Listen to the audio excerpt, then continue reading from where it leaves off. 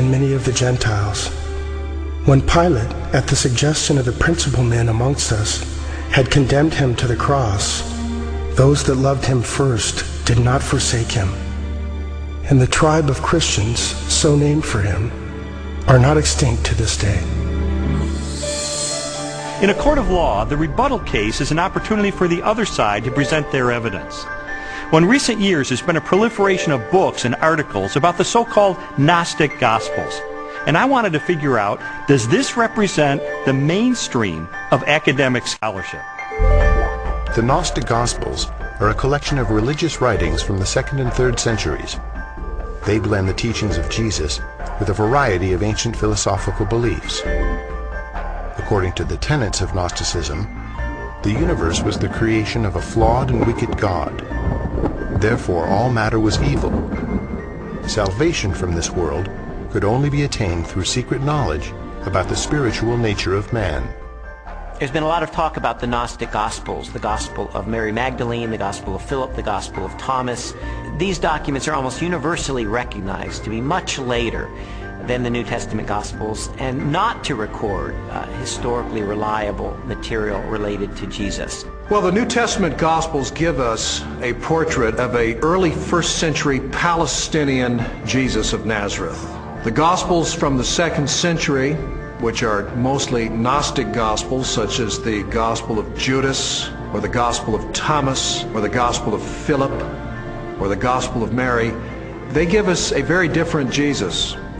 Now, you can pick and choose if you want. You can say, well, I like the 2nd century Gnostic Jesus better. Others might want the early 1st century Palestinian Jesus. But if you're going to be a scholar about it, and you're going to talk about, well, which Gospels really do give us earlier traditions that more reliably reflect the actual historical Jesus, you got to go with the New Testament Gospels every time. There's a view among some that there were all of these different competing views of Jesus Christ, and that the one that won out became the orthodox perspective of Christ reflected in the Gospels. All the evidence runs contrary to that. Jesus was a 1st century Jewish teacher who revealed and demonstrated himself to be the Messiah. That's the presentation we get in Matthew, Mark, Luke, and John, the New Testament Gospels. These later Gospels, these Gnostic Gospels, present a very different Jesus, almost a Greek philosopher, an esoteric Gnostic Jesus. It's clearly not the authentic historical Jesus. What I've come to discover is that the Gospels in the New Testament, Matthew, Mark, Luke, and John, are our best sources for Jesus. And I've also found that they are reliable, and that from these sources we can form a picture that I believe is very accurate, that tells us about Jesus, what he taught, how he was perceived by his contemporaries, and what his life was really all about. Everything from Jesus' parables to his healings, to his controversies, to his warnings, and all of that, the reason they were telling this stuff is that not just it was good advice for them in their own day, but that it actually mattered, that it actually happened. And if it hadn't happened, you're into a totally different worldview, a worldview which is about ideas, which is about self-realization, hugely popular in our culture just now, discovering who I really am. You know, for goodness sake, Jesus didn't come to help me discover who I really am. He came to tell me who he knew I really was and to do something about it. And that's much better news. After a while, as the evidence would accumulate more and more, it was like there were these scales and they began to tip increasingly. And I began to go from a hard-hearted, cynical atheist to someone who was still skeptical, but who was more open-minded, maybe more of a spiritual seeker, someone who was willing to follow the evidence wherever it took me.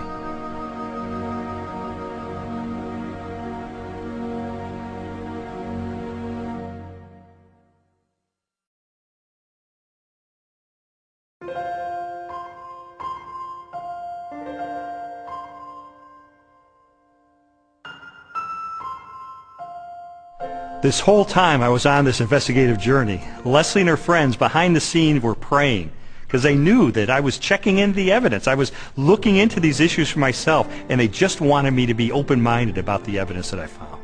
I was feeling like my whole world was opening up into something new and way more exciting and fulfilling than what we had been on. And it was that frustration of trying to help him to recognize that that was the case. Well, Leslie tried several things during this period to try to spur me on in my investigation. It didn't help very much. For instance, she would leave Bible tracts around the house, or she would take a Christian book and highlight certain passages and leave it open on a coffee table, things like that. And it really didn't help. And I told her it was not helping, and she understood that. But I think sort of the whole time she was holding her breath, because this was not a very smooth investigation.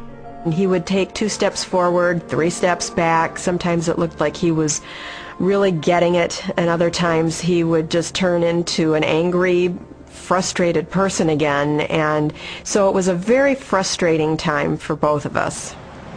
I believe Jesus was a real person. I believe he did live. I guess there are some exaggerations in the Bible, I'd have to say.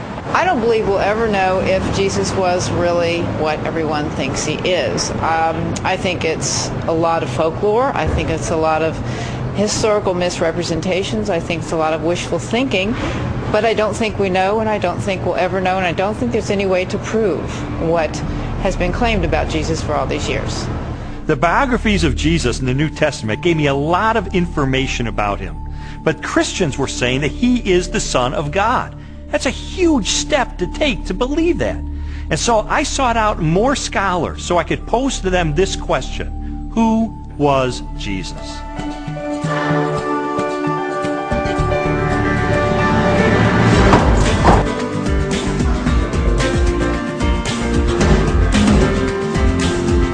Michael Rydelnik, Moody Bible Institute.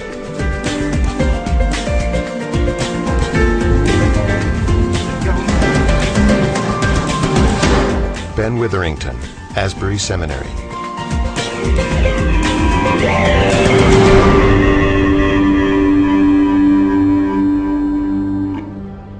Now, this is one of the things I love about Jesus, and it says something to us. His identity is complex. He can't be pigeonholed. He fits no one formula. There's a lot of aspects to who he is. But always, he presents himself as a challenge to the status quo, to preconditioned thinking about what Son of God, what Messiah must be. He's carving out his own niche. He's doing his own thing like a great and creative artist. He is not simply replicating anything from the past. He is taking bits and pieces of prophecies and ideas and wisdom literature and law and you name it, and he's made a whole new gumbo. And he's serving it up, and people don't know what to think. He goes in a synagogue and says some of this stuff, and they go, wow, a new teaching, and with authority. Shazam! Amazingly, people say, you know, no one teaches like him because he spoke with his own authority. Our sages, our rabbis, always taught that you have to teach in the name of someone else. You know, Rabbi so-and-so says in the name of Rabbi so-and-so. That's the way rabbis were taught to teach. Yeshua came and said, you've heard it said, but not what my rabbi taught me, but I say unto you. And he would clarify, even overrule in some ways, the Old Testament law. Well, this law was given by God himself, for Jesus to say, I am the authoritative interpreter of the law. I am the one who has come to fulfill the law. That's an extraordinary claim, a claim to essentially the authority of God. The Spirit of the Sovereign Lord is on me, because the Lord has anointed me to preach good news to the poor. He has sent me to bind up the brokenhearted, to proclaim freedom to the captives. Isaiah 61:1. It's interesting because when Yeshua went into the synagogue, that was the passage he read. And he says, this day, this verse is fulfilled in your hearing. And basically he's saying, I'm the servant that's described here. I'm the one who fulfills this. Philip comes to Jesus and asks him to show us the Father, and Jesus says, the one who has seen me has seen the Father. Jesus clearly presents himself as the self-revelation of God. Those who meet Jesus are, in fact, meeting God. When Jesus is brought before Caiaphas, the high priest, and some of the Sanhedrin members that have gathered the evening that Jesus is arrested, they're trying to find incriminating evidence, they're trying to find incriminating testimony, and they're not doing real well. And finally, the high priest asked Jesus directly, tell us plainly, are you the Messiah, the Son of God? And Jesus says, I am. And you will see the Son of Man seated at the right hand, coming with the clouds of heaven.